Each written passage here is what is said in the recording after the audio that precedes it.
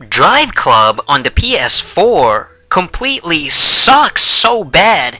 This is gotta be one of the worst, most pathetic racing games of all time. I don't even know where to begin with Driveclub. This was... I mean, you guys remember that whole E3 Driveclub thing? That was like last year or 2 years ago. They hyped up this crap, this Driveclub nonsense, and now it's out. It's October 7th, 2014. It's out on the PS4. The PS4 gets an exclusive, relatively fairly hyped game. You know, there is a bit of a buzz with this game. And it has a 6.2 user score on Metacritic. And that's a pretty crappy score, a pretty horrendous score. Considering this is an exclusive, it's 2014, and this is the kind of game that PS4 is getting.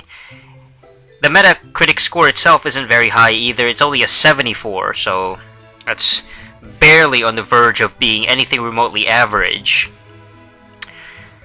Developed by Evolution Studios, it's by SCEA, and there is really not much I can say except this is another piece of crap letdown PS4 title, and the reception has been incredibly low. Okay, there's nothing impressive about it.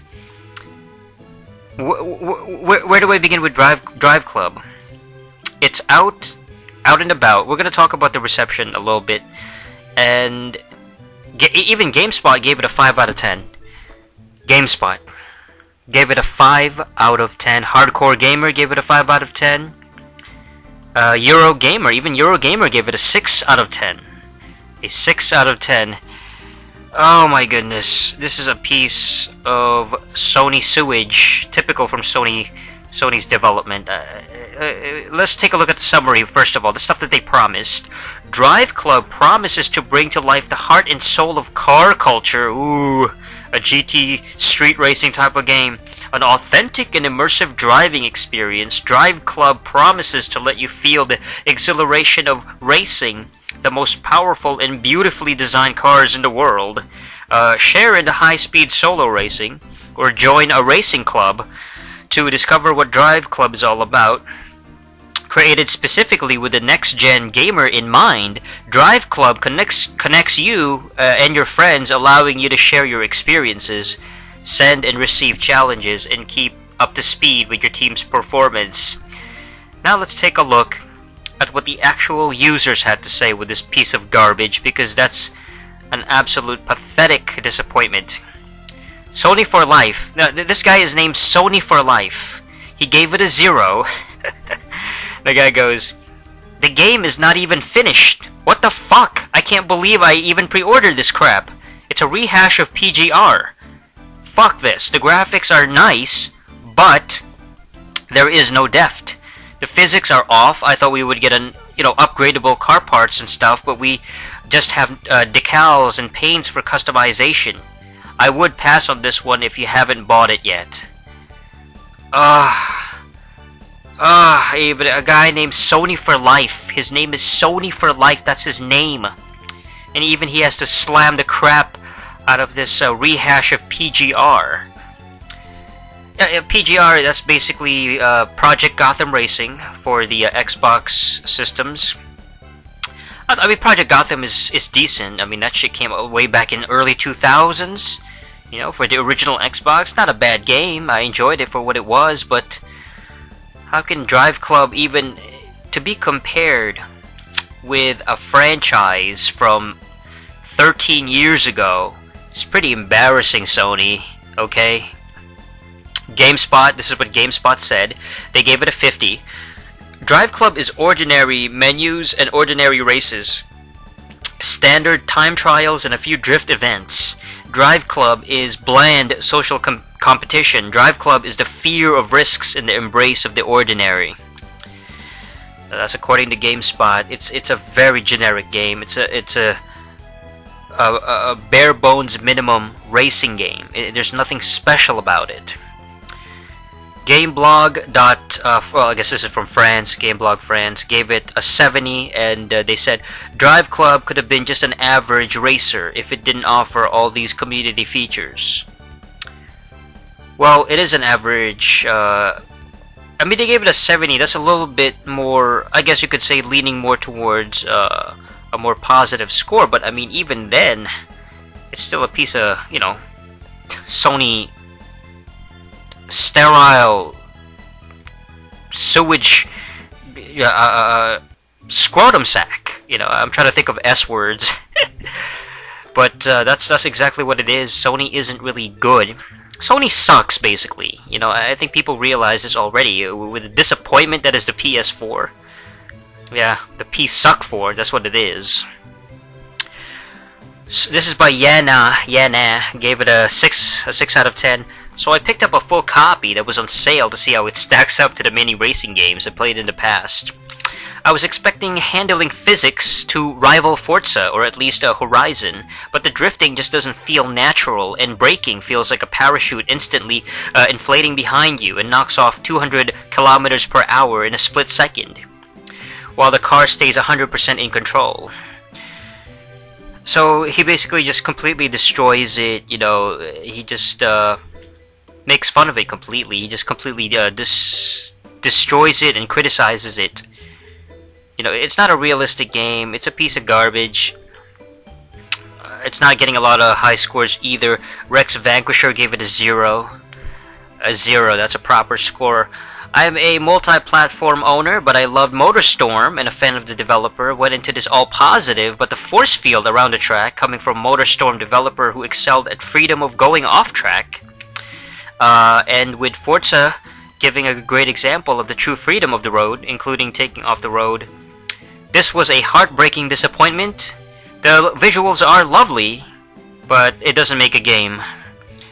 So he did praise the visuals, even though he gave it a 0. He thought the visuals were pretty good, but it's a piece of disappointing crap.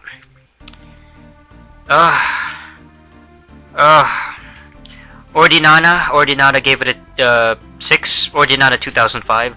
What can you say that hasn't been said before? The last time I was very excited about a racing game was probably GT3. This guy, this poor bastard. GT3, aka Gran Turismo 3? That piece of crap from like 2001, another game from like 13 years ago. And maybe Forza Horizon 4. Nevertheless, after playing a few hours, I was a bit impressed, and reality sets in.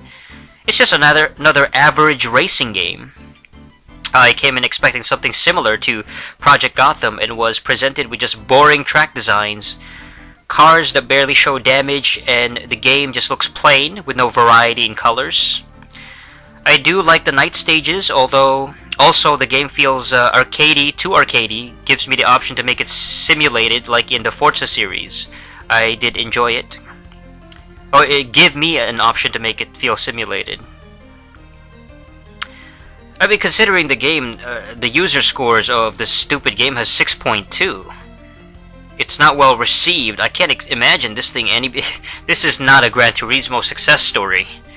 This is not, you know, 1998 when GT came out. I think, was it 98, 99, something like that, when GT was like the most popular simulation series for the PS1, the original PlayStation. But the fact that it has the same problems as Gran Turismo in 2014, no freaking realistic damage, the physics are terrible, you know. But even, like, I would say GT is better, because at least GT has better music, better soundtrack. At least it had that, you know, that's something. But even the Driveclub sound is crap. Yeah, the physics are garbage. There's only 50 cars, no car customization, there's invisible walls, no realistic damage, no rain, poor sound, the brake feels like, basically a parachute. Everybody is not enjoying this piece of shizzle. I don't know. Yeah, it's a linear game, weak songs, a few cars only, got boring very fast. Oh my goodness. Can the PS4 turn around? Are they going to be able to do... Can they do that? Is the PS4 the crappiest next-gen system of all time? The most disappointing first year of a system? What have they done that's a must-have, a must-buy? What have they released that's amazing? Nothing. This year, nothing. There's been nothing incredible. Last year, nothing but crap, of course. You know, Knack, Killzone Shadow, Fail. I mean, and then this year it's a bunch of rehashes and last-gen ports on the PS4. So, you know, it's gonna get Minecraft, it's getting GTA, it's getting all these ports that already came out. And then even the exclusives like Driveclub is a disappointing mess. How can they save the PS4? And I feel bad to these pathetic Sony tards that bought into the frickin' hype, of course, and wasted their money on the PS4 when there's other choices. I've already mentioned it, that stick with the PS3, even the 360, maybe even the Wii U if you really want something that's a little bit different, something newer. But with the PS4, you're not getting anything must-have. Everything on this console has been a rehashed or disappointing pile of Sony suckage.